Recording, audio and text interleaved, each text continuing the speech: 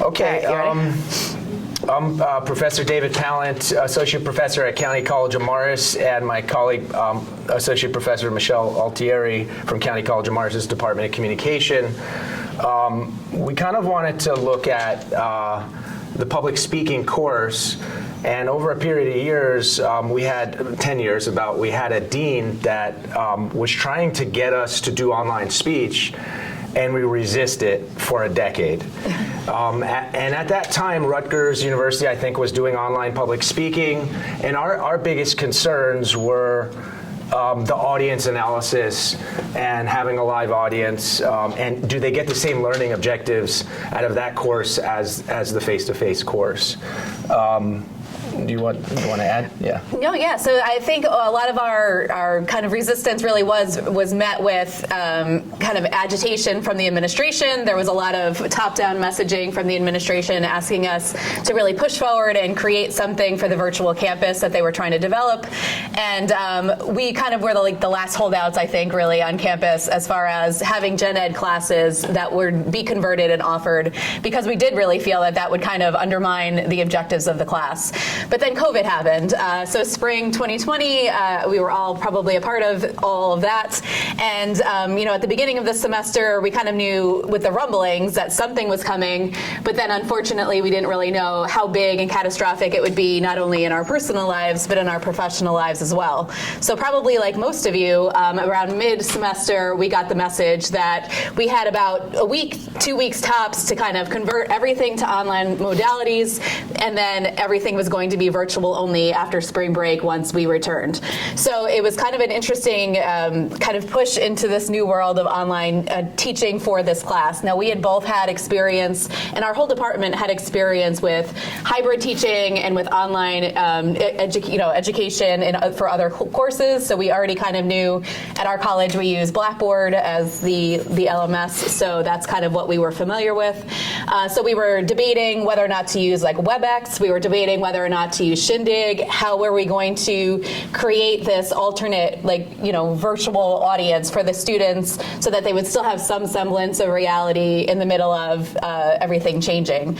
So as a department, the two of us plus Matt Jones, who was supposed to be here, but he had a family emergency, we kind of got together and decided that we really wanted to create as much of our classroom experience for the students outside of, kind of what they were going to be looking at when they were home.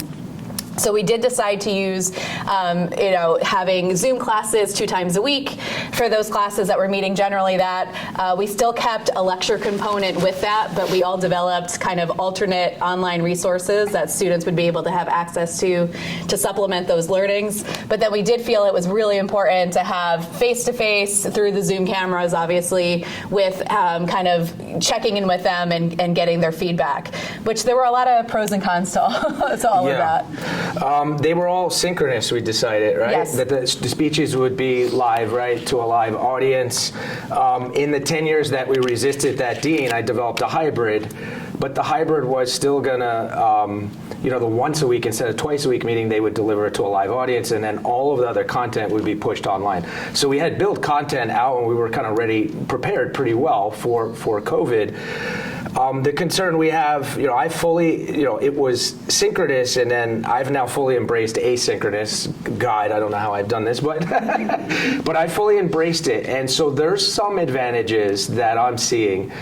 Students, as we all know, public speaking is the most dreaded course, right, in gen ed for any student, right, or any person to do public speaking, right, is a difficult task because of apprehension and anxiety, and they don't always seem to practice that much in the face-to-face. What I'm seeing in the async, all online virtual campus course is they are practicing 100 times more. I basically put everything on. I use the learning management system Blackboard, but put all their speeches go on Flip, which used to be Flipgrid. And they just flip it all semester, and because they're conscious of how they look, right, and everyone's going to see it, they're definitely improving, and they're practicing 20, 30 times like I've asked them for 15 years to do in the face-to-face class, which they never did. And they would wing it and come in. So I'm not seeing the horrible speeches, right, that I was getting, but there's always a but, right? The audience, they're not getting the 2 audience members because they're busy with work or their family's not home. So I've been strict with that, but it's not a huge chunk of the rubric. But I still feel you need that audience, right? So I don't know how to mandate that, or should I pull back and not mandate an audience, right? At all, and just focus on the delivery and them improving. So that's kind of where we're at. Anything else to add? Yeah. So I think one of the advantages I saw in the COVID experience is that they did kind of create this little like family unit, I think, with the synchronous deliveries that they had, and which I liked that we had the beginning of the semester to create that in the classroom, and then I felt like it made it easier for that shift, that they kind of knew each other's faces and they were able to feel comfortable, and they still got to practice eye contact and they still got to practice responding to facial expressions and all of those things they normally would in the classroom. Now, obviously, one of the disadvantages was we had to have a lot of conversations about just general like Zoom management, which was kind of a wacky thing. I was kind of surprised to see how many of them were okay, like being in their bed when they were presenting speeches, or like, you know, things like that. Like I never really expected to have to say out loud. But and then I was kind of trying to figure out equity-wise, right? Like how much are we mandating cameras on or not? How much are we mandating professional appearance or not? All of those pieces that prior to COVID, I was pretty comfortable managing all of that and having my expectations met. In the middle of COVID, when everything was kind of going awry, it felt really awkward and really not right to kind of expect more than really students felt like they could give. So there was kind of this weird shift, I think, for my own mentality to say, prior to COVID, there was deadlines and there was no late work and there were all these like really, at least for me, pretty rigid standards. Strong standards, yeah. And now, in the middle of COVID, I was very comfortable saying, we can't do that anymore. But now that we're kind of post-COVID, whatever that means, you know, I still don't think I could really feel comfortable professionally or just in a humanity sense to kind of say, like, we still have all of these expectations, and now I'm going to have you back to like those pre-COVID times. I just, from my own personal sense, I don't think that's going to work.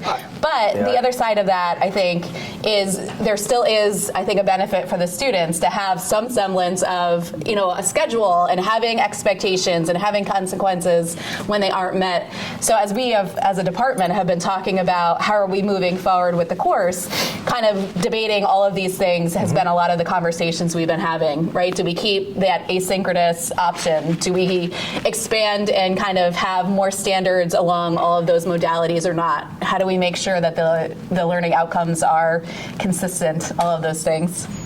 Yeah, I would agree with all of that. So we're in a big debate, I think everyone is, right, on how should we structure this.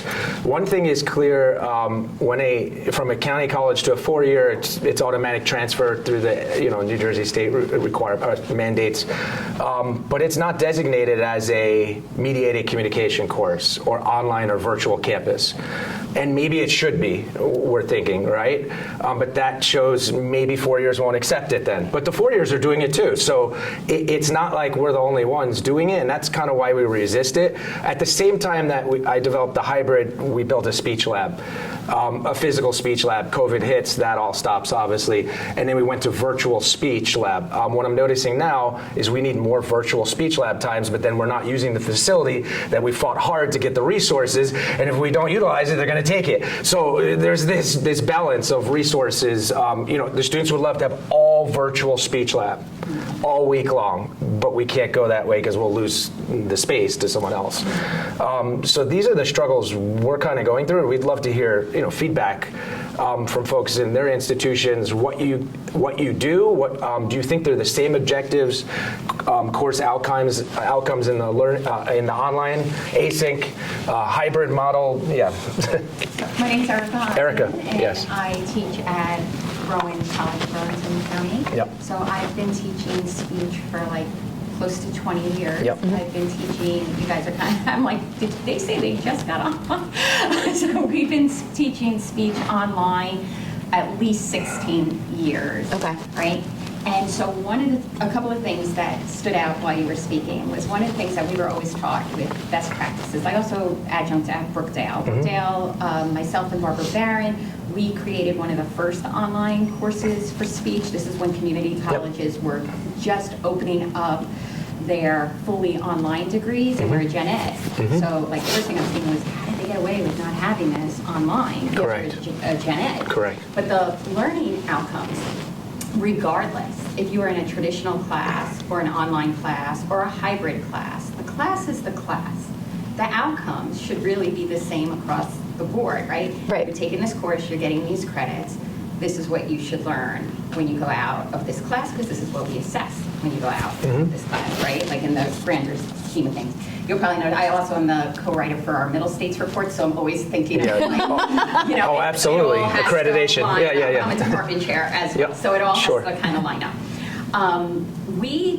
I believe that, especially at a community college, flexibility is really important, so that you should have traditional classes, asynchronous classes, virtual live classes, kind of have a mix of all. But I'm sure you guys are probably seeing what a lot of us are seeing, which is students are going into those virtual live and asyncs quicker Yes. than they're signing up for our traditional. Much quicker, especially after COVID. But they Yeah. are the consumer, and so they are telling us what they want, right? And we're like resistant to listening, but they're the consumer. You don't give them what they want, they will go to the next closest community college, right? So that's a department chair thing, like thinking finances, Correct.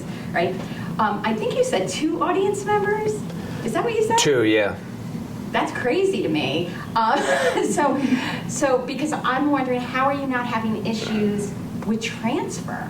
Because when they look, it has to be somewhat equal. That's not, where would you see that in a transcript ever? But when, Yeah. when colleges like ask for your, like your little blurb, they're not asking, you know, what are, It's a Gen Ed approved by the state sometimes through they- NJCCC, for example. Years ago, as you know, New Jersey County College Council brought speech professors all in, together. and I was there with Barbara, and we Yeah. were all there. And Yeah, this we is were there. 10 years ago, probably, Yeah. and they we promised us synced. they weren't going to use it for anything. But we synced all, they weren't going to use any of the data and all, yeah. So, but we agreed, you know, informative or persuasive speech, you know, the standards. But there wasn't really a discussion then You're right. of this that we're talking about now. And there's no designation that when it goes to Montclair, that it That's says virtual. So how would anyone know? And the other issue is Rutgers has been doing this for years. And I don't know what they do, but I bet it's different than Montclair or CCM or. Yeah. What we do is whatever I would run, like the smallest class I would run a class sometimes with 8 or 9 Sure. students. I could get away with it. That's the requirement. So they can either Zoom them in, or, you know, meet them in, WebEx them in, or have them in person, or do a combination of both, but you need to have an audience. Agreed. Because when you have 2, are you really teaching a public speaking class? What's the definition of a public? What is that number? Agreed. Are you teaching small group? Are you teaching a dyad? Like what Agreed. constitutes public? So we said, okay, we don't run public speaking classes without a public. That kind of makes logical sense. Yeah. We'll go with that. Right? So that's just how So you require the size of the enrollment of the class is their audience in a live, like if I will synchronous. run Yeah. an 8, Yeah. so I think ours is like 8 to 10 people minimum they have to get online. But And if they- since COVID, yeah. it used to be live. Oh yeah, live. Yeah, yeah. And then yeah. it used to be like a live audience. Yeah, yeah, And yeah. when COVID hit, we allowed, you can mix it, you can have Zoom, you know, Mm-hmm. because we didn't want to make people uncomfortable inviting people into their home Sure. or whatnot. And then the last thing that I wrote down was I definitely had this issue with the backgrounds of like looking Oh. at people's, like their bathroom doors were open. So and they were distracting. looking at the toilet. Yeah. So framing. I mean, you need to have a whole discussion on framing the shot. Yes. And they don't understand that. became Yeah. one of my lessons where I Yeah. said, you know, a lot of people got really nervous when we all jumped online, Mm-hmm. right? And I thought about it a little bit differently, and I said, well, today a lot of communication is done online. Companies don't necessarily fly you for a 2-minute meeting anymore. right? Agreed. Because we have technologies. So we spoke about that, and the only thing, because like you said, some people don't have beautiful homes, the only thing I asked them to do is stand near a wall. I don't want to see anything in the background, because I had people, we had to get Agreed, into a yeah. conversation with, I don't want to get political, but like with the Yeah. Trump posters and the Yeah, this yeah, and yeah, that. yeah. And I said, my credibility changes for you when I see I shouldn't know that, right? So just a plain wall, and that's how I thought it could be, you know. That's a good kind standard of to like have, go in front yeah. of a closet door. You Yep. know, everybody probably has something Yep. like that. So that's kind of how we handled some of that stuff. And then just to give you an idea, there's so many programs out there. Like you could use, Acclaim has a speech program, Broad Hill has speech programs where they can upload, you could do real-time comments back to them. Yep. Awesome. And then with AI, I don't know if you probably get stalked as well with your reps, right? Yeah. Right? So the stalkers were in like my hallway one day and they caught me. I come in, they knocked on the door. I'm always like this, like looking before. They run in, and they showed me this AI program. Yeah. It was insane. Like it's going to take our jobs, right? It was Sounds like it, yeah. so From good, everything I'm looking where at. it counts how many times they blink and who they're looking at and gives them this whole analytics sheet. So technology is catching up with what we do, are yeah. kind of forced to do. And so I think there's more solutions that, because you're still new at it, but Yeah. I think there's more solutions. You just kind of have to look at the technology side to make your life a little easier. I still, sure. the big concern I have, even though I'm doing it, is let's say I require all 8 of the class to be an audience. That does not prepare them the way a face-to-face in this setting at a podium does in a room like this. That's not a home, right? There's much more anxiety in a room like this filled versus 8 random people in squares. It's very detached, right? And you don't have true, so does it prepare for a presentation, right, in the workforce? It's mediated communication. It's never public, right? It's not public. It can't be, right? That's my big debate, Such right? a good point, because you're saying The whole thing is mediated through. the focus of the class has to change to not the performance element. Performance comes with Correct. practice. The more they do it, the better they'll get. But I think in an online format, it's all about structure, and the writing part. Yep. Agreed. That's a I was question. going to say, when you were talking about companies, so the one thing that I see, for instance, my husband, he works for ESPN, but it's Disney. So all of their meetings have now been moved to Zoom. Correct. Where he used to have to get on a plane, fly for Yep. college football meetings up in Correct. Bristol. They all met in a big ball. Now they're all on Zoom, right? To save money, travel, Yep. hotel, food, right? But it aggravates me because he does, like, we have a home office, but he chooses to do it in our dining room. And I said, I don't need everyone at East Been seeing my background and me walking back and Yep. forth to the kitchen Correct. getting my lunch. It's like, but I think they need to train people on Yeah. public speaking Yeah. on Zoom. Because I said, can you please go upstairs? Agreed. To the office, but, and another thing is, I listen to his meetings sometimes because he's in the dining room. It's like, okay, but I hear people just talk.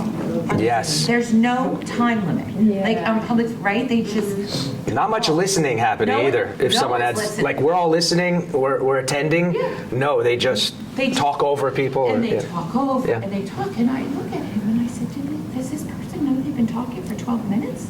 I made soup, I made my sandwich, and they're still talking. Sure.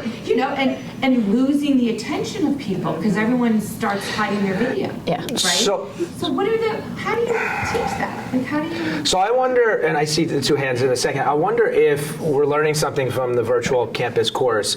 Maybe we should mandate a mediated communication speech in the traditional classes with the same instruction of how to frame a shot, understanding audience online is different, right? Like, we're not doing that. It's not being required, right? So maybe we should borrow that one speech, add it to the mix of, like we do narrative, informative, and persuasive, or debate, right? Put that in the mix now, because it's going to prepare them for the workforce. They need that, and they're not getting it. Or do we create a separate mediated communication course that is a gen ed? Do we try and Yeah. apply at the state level as a gen ed and mediated communication that would replace public speaking? I'm nervous about that, right?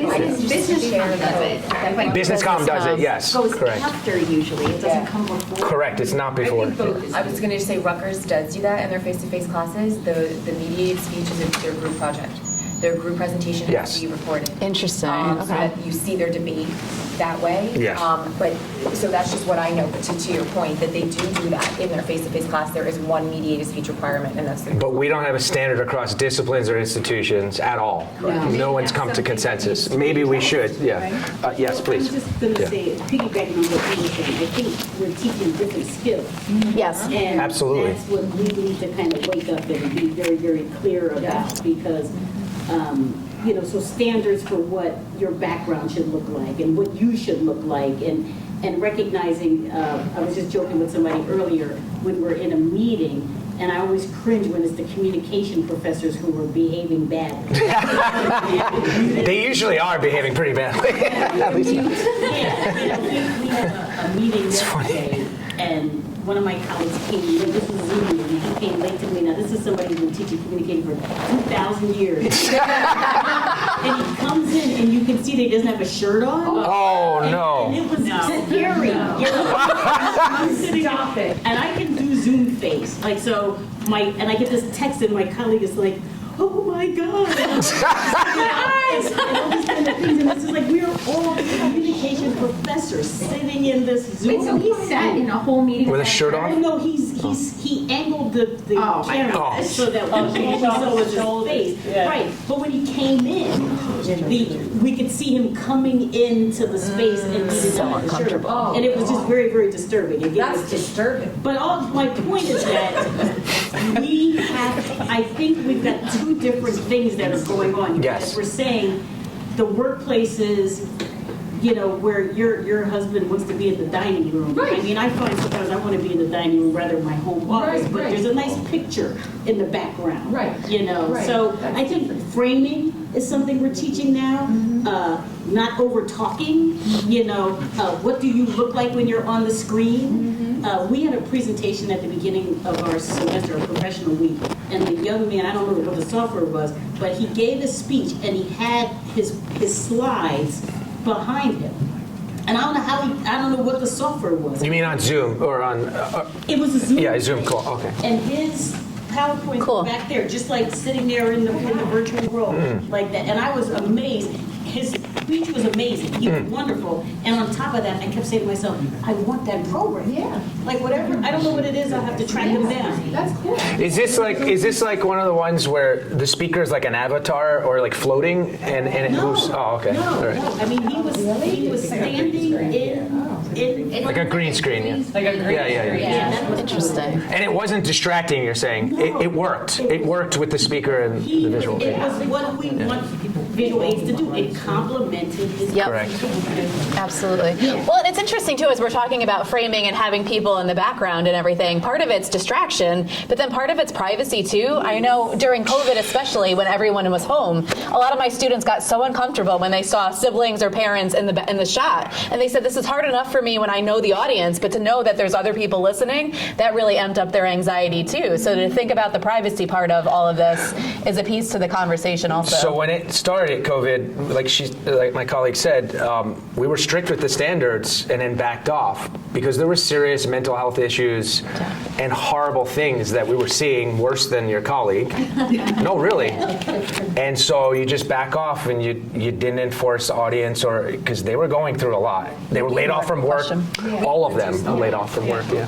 Absolutely. What's that? We reduced the audience over COVID. You had to. You need flexibility, Yeah. right? Without a doubt. Yeah. Yeah. Sorry, go ahead. Yes, please. Yes. Yes, please add. Yes. I love that.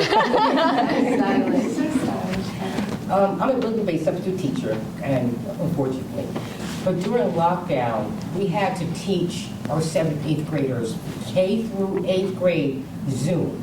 So you're going to get these students who've been on K through 8 on Zoom in high school, in college, knowing how to use Zoom because they've been on it for 2 years. Yep. So we taught them etiquette and how not to, on your chat side, who's going out with whom, who's dating whom. No, you got to cut that out. What I would say is everything you're saying is going to the board, so they're reading your conversation. So they immediately stopped. And then the way they're dressed, they said, the principal's going to come in and see you in your underwear, in your pajamas, in your, your hair all tied up.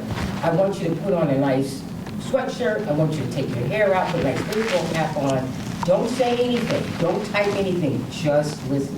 If I need a question asked, put it in chat because they'll see that you're working. Then I do the presentation, with the PowerPoint, with the, they gave you. You're going to get all of that in college. So they're going to know how to present themselves the first year if they have to go on Zoom. Because they're going to immediately say, we had Zoom in Zoom in school, did it for 2 or 3 years under COVID. Yeah. We know how to do it, so I think I'm going to take that course. Yeah. How to present myself doing a Zoom Kean online course. So you're going to see, this generation coming up. They might be idiots, because they're really, they're everything. Hey, look, 13, 14. We all thought we knew the world at 13, 14. Yes. Come on now. Right. So they're a little bit more smarter, and TikTok, they're going to show you how to do the screen, because I always ask them, how do you do this? Oh, Ms. Carter, let me show you how to do it on your phone. Yeah. I'm like, oh, that's how you do it. No, so they're good with the technical advice, but my concern is this generation a lot of times thinks they're more savvy than they are. And so they apply TikTok rules to a formal speech class. That's not what we want either, right? So they know how to frame a shot or do a selfie, but that's not a speech course, right? Yeah. Us as adults. To guide them. Online, Yeah. I don't want to hear curse word. I don't want to hear, we may have that, like during COVID, I may have had that one-on-one, make sure that mental health is okay. Absolutely. All right, because I had, I had some parents who fell apart on me. Yep. And I'd get them on Zoom and say, I can't do it. I got them on Facebook. Go out for a walk. I got on Zoom. And then just go outside for a walk. When they come back, you'll be okay.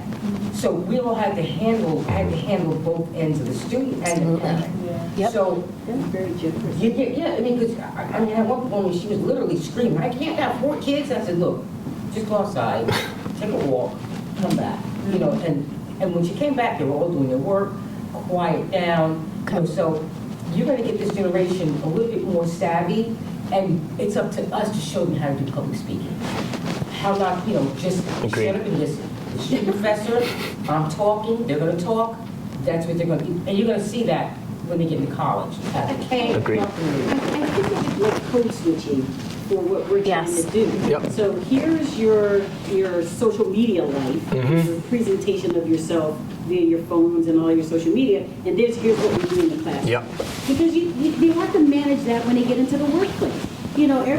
Everything is not going to be, recording yourself doing stuff all the time. Absolutely. Yeah, everything's not a TikTok video. And it can be fine when you're socializing, but now we're in school, so this is how you're going to use your technology. Because I agree with you. We do this whole thing about digital natives. It's like native of what?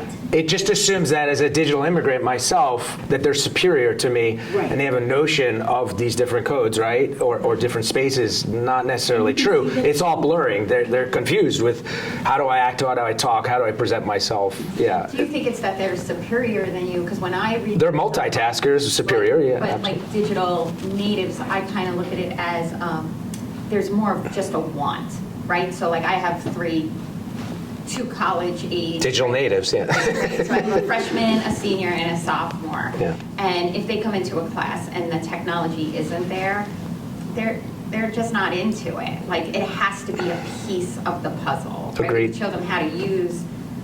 Obviously, they can navigate well. We can show them how to use that differently in a more professional way.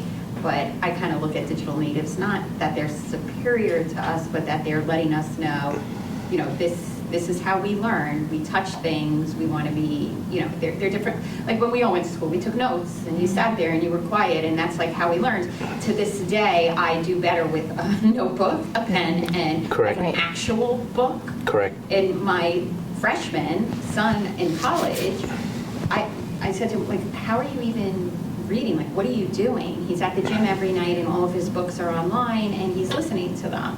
He's a Audio, but yeah. He's a straight A student, so Yeah. I'm not gonna, being broken, whatever. Shindig. Part of me is like, do you know how to sit down and study? But then my husband's like, but why? They have technology today. We don't get to teach Right. Agreed. who we want to teach. We have to meet them where they are, and I agree. this is who they are. Yeah.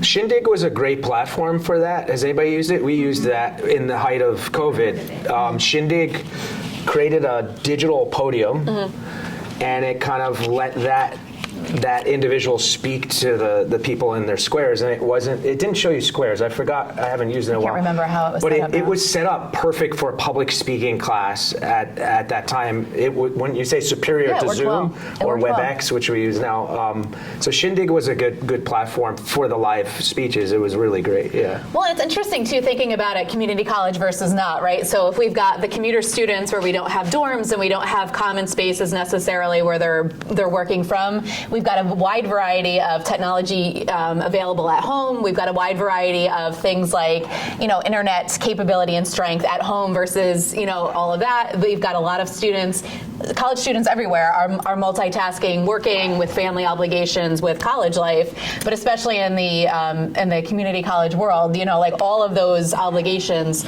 in some cases are really overtaking their time and ability to really focus in on the classes. So even something interesting, I had one of Dave's students in my virtual teaching the other day. Oh, speech or my lab. speech Speech lab. lab, yeah. And they were laughing and they were saying how you require them to not have notes, right? Like they're supposed to just present their speeches virtually. And she was laughing and she's like, don't tell Professor Pallant, but I have notes on my screen, so I'm looking at the camera. I'm looking at the camera, but he won't know. You know? But wait, how do I know? Probably 10 weeks of comments have been, stop your reading eyes, right? Because I can see you're reading eyes, right? And you're just going left to right. So she's had the same comment for 10 weeks now. Well, that's a problem. You're disconnected from audience, even if you had audience or it's an online audience.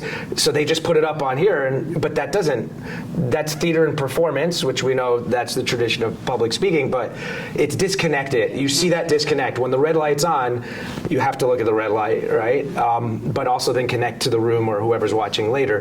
That's something politicians have been trained to, right? Sure. In the sense of, kind of telecharisma, right? In a studio environment, when the camera light's on.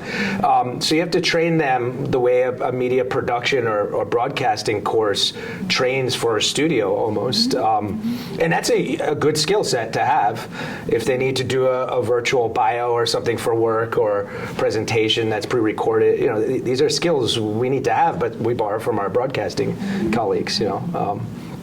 Yes. So basically, I'm a Kean student graduating, but Yep. I already started working Sure.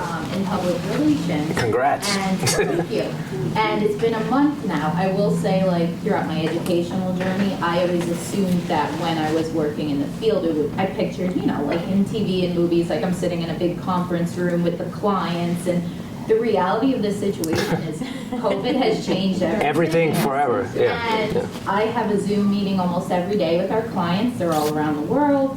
And I think it could be worth it even for in-person public speaking classes to have a chapter or a week or something on these. An assessment, some type of assessment. Yeah, even if it's everyone goes on their own little computer and they speak live to their classmates, because that is the reality of what is commonplace. I agree.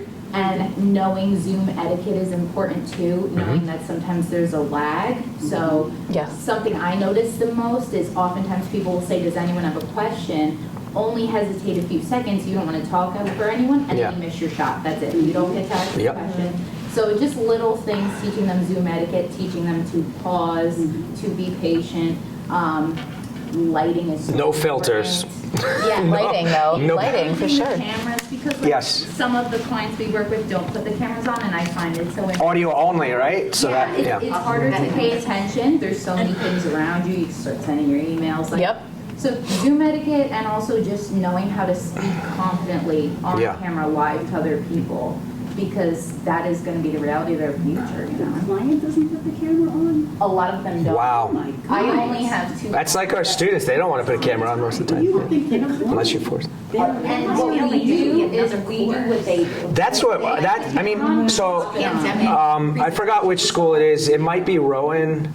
I can't remember. It's down near you, South Jersey. I think there's a mediated communication course they've developed, but I don't know if that would pass Gen Ed status in the communication equivalency. It would not. But mediated communication, we probably should have a course in it for 15 weeks, but also take one assessment outside of informative, persuasive, and stick it into the face-to-face classes because they need that. Yeah. You do it as workshops. My daughter, she's in college, she's a sophomore, and she was just telling me the other day, she was excited because she was going to this marketing panel, with different people, whatever. So I said, that's great. And I'm thinking, but she's in New York, she's at Ford, I'm thinking, oh, she's going to go to a panel, people are going to be there, she's going to talk to. Like we are now. Yeah. Don't forget to bring your resume. This is how archaic I'm thinking. Yeah. She goes, what are you talking about? And I said, well, aren't you going to meet them? And she goes, Mom, it's on Zoom. And I said, Yeah, how do you And I'm network? like, How do you network in that? Some LinkedIn requests. kind of weird. And she goes, that's how they all are. I'm like,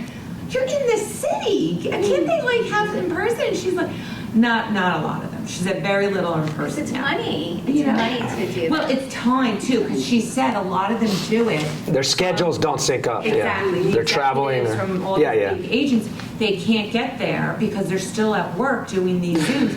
So she's like, they can't get here to the Bronx. So that's the issue with our students too, right? If they're taking an async online virtual campus speech course, I can't require a time and day, Right.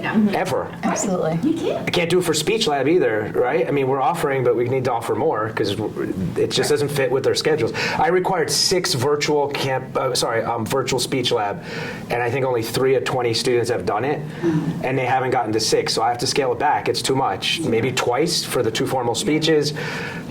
But we have to utilize this or we lose it. It's And you don't know when the switch is going to happen, right? Yeah. So we're all like in this Zoom world. Well, what about the next generation that comes up and decides, no, we like it old school. We want to go back to actually interpersonal relationships. Now you gave up your space, and now you're going to have to fight for that space and the money to bring your lab back. Yep. So that's like the practicality of what you're trying to balance. absolutely. Without a doubt, yeah. Yes, please. I think it's really funny because I have an internship now. I met my boss. I worked there for 4 months. I just met him over the summer. Like In person, yeah. In person. Like I had met him Wow. over Zoom. Like I got the internship over a Zoom call. I got the job offer over a Zoom call. Wow. I did all my work over a Zoom call. So I didn't meet him until the summer when we had to go to an event. So I'm already living in that future, and it's very jarring. Do you like it? It sounds like you've succeeded. I personally Yeah. like Zoom, Yeah. but when I was meeting him for the first time, it was kind of weird. Awkward. I didn't know how to approach him because I had to talk to him for hours over Zoom, and I'm like, okay, how do we interact in person? That's a Interpersonal fascinating. Well, that's the communication, part, right? We've got some students in the She virtual teaches interpersonal classes. too, yeah, so we've got it's- some yeah. students in the virtual Yeah. classes that love it and they thrive in it. But then you put them in a face-to-face, in-person meeting, and they crumble and get super anxious. And then you have the opposite situation too. They love the interpersonal, they love the handshake and the eye contact and that connection, and then they get so scared when you put them in front of the audio, the camera. So it's challenging to kind of assess everybody's needs and then meet people where they're at.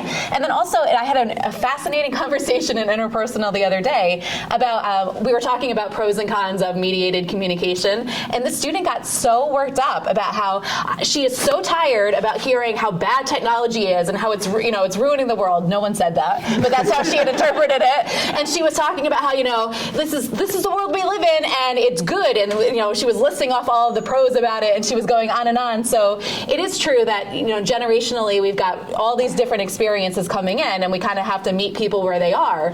But we have to also be honest, I think, with the students about how, even if this is where you are, there are going to be pros and cons to everything, just like we've always taught, even for the last There's even few an centuries. actual handshake.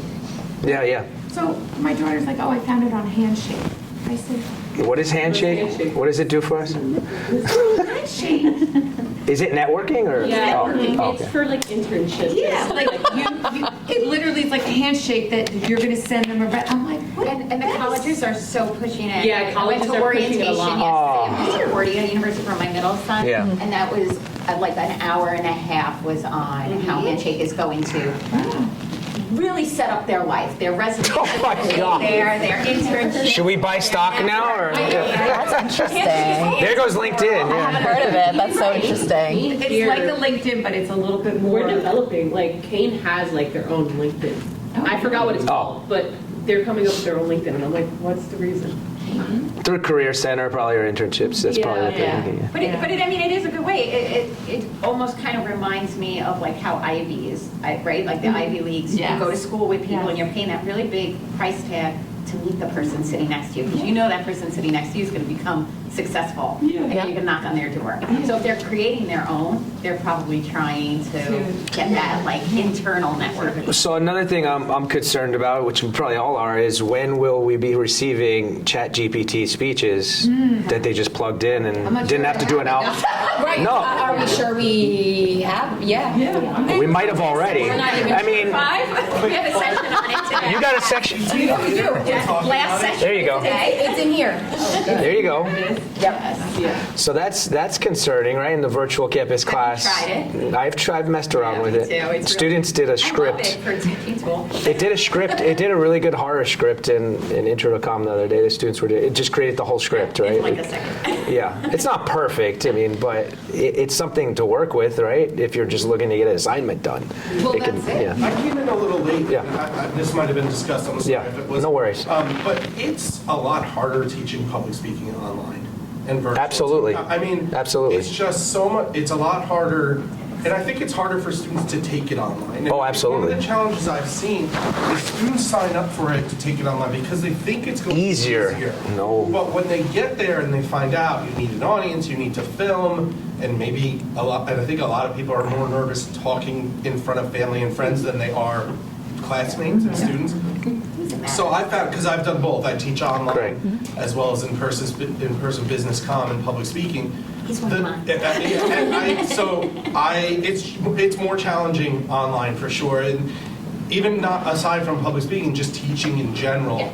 I just wanted to make the comment, during COVID, I really struggled teaching because I We had all to be did, out yeah. among people. Correct. And it was hard. And then I think for a few of our things, and maybe Kean, people correct me if I'm wrong, but the students weren't ever required to have their cameras on. It was So a lot of it was times a professor. We tried to do that, but gave up that standard because then when they turned it on, we were saying before you came in, the things you saw were just shocking. It's Yeah. so hard to talk And depressing, to screens with The black nothing screens. there. When you're in person, so it's better to teach, more interactive, and I realize I think we need to continue offering speech classes online, Yeah. and I think it's important, and I like the idea that came out of there that we should probably incorporate into the curriculum of our current speech classes something about Mediate it. online speech. Yeah. Maybe it's an assignment that we include moving forward in a business comm kind of class, like a Zoom speech. Mm-hmm. And we do meet virtual. Bill, do you think we can come to a consensus as a discipline on what a all asynchronous virtual campus speech course should have? Because that's important. No. I mean, we want we want academic freedom, right? But because right, NJCCC, they made rules on our traditional class, and we had to follow in order for it to transfer. Right now, there's no designation when it comes in, so you don't know, right, when these courses are coming into the four-year school, is it virtual or is it not? And starting with on the transcript? transparency. I think transparency is the first thing, because I'm sure your school doesn't do it, my school doesn't do it, I'm sure Kean doesn't do it. Are we really letting kids know when they sign up for a virtual class, or even a synchronous, a virtual live, whatever your schools call it? Yeah. The logistics Yep. that they have to take on. That's an excellent which point. Their colleagues do not, because when they're in the class, we do that. Yep. They're very confused on the modalities. They absolutely Still, are. Because the modalities were so different in COVID, Yes. and now it's like changed forever. It feels like, and pre-COVID it was really different. No, the that's modalities, so like true. it was called distance education, Right. and then the college came through and said virtual campus. Right, and so I can't tell you the difference between distance education and virtual campus, right? And some are sync, and it depends on the discipline, right? On our No, campus. but the students are you're absolutely right. We need clearer I think that's where communication you about start. it. You start with Yeah. understanding what you're signing up. So should they have to do a Yeah. seminar or like some type of assessment? Is an online class a good fit for me? Because it's not for all students. It's really not, and they fail miserably. Some don't. I have some that have never signed in yet. Right, this far into the semester. There was one question. Yeah. I'm sorry. Oh, so- Real quick, I think, yes, that we should have some kind of training or boot camp or something. At my school, we now have, so I teach at a community college. Yep. And we just instituted the dean of the virtual campus. And so We have that her too, With yeah. all of her structure and and courses and things that you make sure courses are correct and quality measure, those kind of stuff. Yeah. And I never hear her talk about how we're going to onboard the students. Excellent. Never. Neither do we.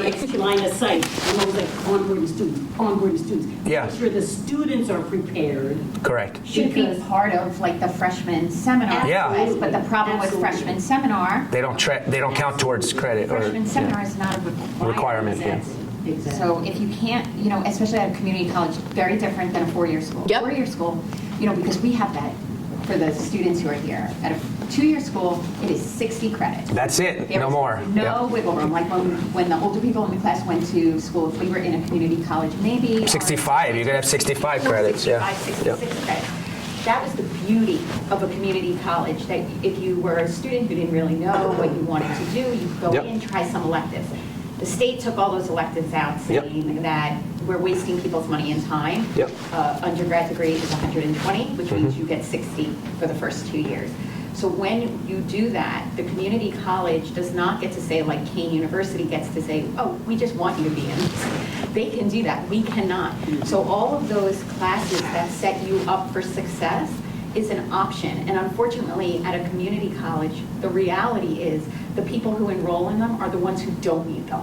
The ones who need them, they don't go out of their way to make sure that they're setting themselves up for success. So it's like no matter what you do, you're not winning. Yep. Right? I agree. Kind of going off of that, like I just see, I was an education major. Oh, yeah. I think.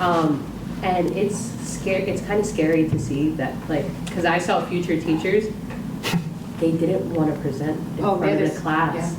Like they didn't want to go up and like talk about a presentation that we had to do for the class. Wow. Right. And I was like, I was a middle school teacher before higher ed. Like, Yeah. that was the Be a biggest teacher. complaint. The Yeah. parent-teacher conferences, people would freak out Yep. when they had to talk to all the parents, but the kids, they were fine. 'Cause Yep. They felt superior. Absolutely. so it was scary to see like future teachers, like kids Are we my out of age, time? like Okay. Almost, but she wanna- had something, so we gotta. I saw another hand in the back. Did anybody else have a question? Okay. Sorry, I don't Sorry, remember her phone. name. Did you? Yeah, Oh, yes, sorry. Go ahead. please. Go ahead. Oh, we have 5 minutes remaining? It's 2 minutes. Oh, 2 minutes. To your point of the Dean of Virtual Campus, we have one too. And what they've done is they've paid Symbiosis a very expensive contract to do Quality Matters and train faculty. And I'm not There's no sure what else she student does, right? No, I don't know what else, but there's no mention. Because mine is kind of similar. It's like, And I don't know what they do besides outsource and have a private company develop the courses, but there's not much outreach to the students. That's and the and piece, some of it is yeah. they just want to make some money, right? And push people through, I often say if I had no morals or scruples and could come up with some kind of thing to market to higher ed, I'd be rich. At my school, That's a we great have so many statement. databases that do not talk to each other and don't even make any sense. And the data's all wrong. And the data's All wrong. And we make data-driven decisions Yes. based on knuckleheads. And metrics, but none of it adds up. Yes, Glad thank to know we're you. not alone. That's good. You've heard about curriculum mapping, I guess, right? Yeah, that they don't even know what they're doing with Seat it. utilization, Yep. that's a big thing. Yep. Seat Yep. utilization. All right, I think this think was that's- really, yeah, thank you really so much for engaging. It was being here. good feedback and Thank you. Thank you you. so much for your time.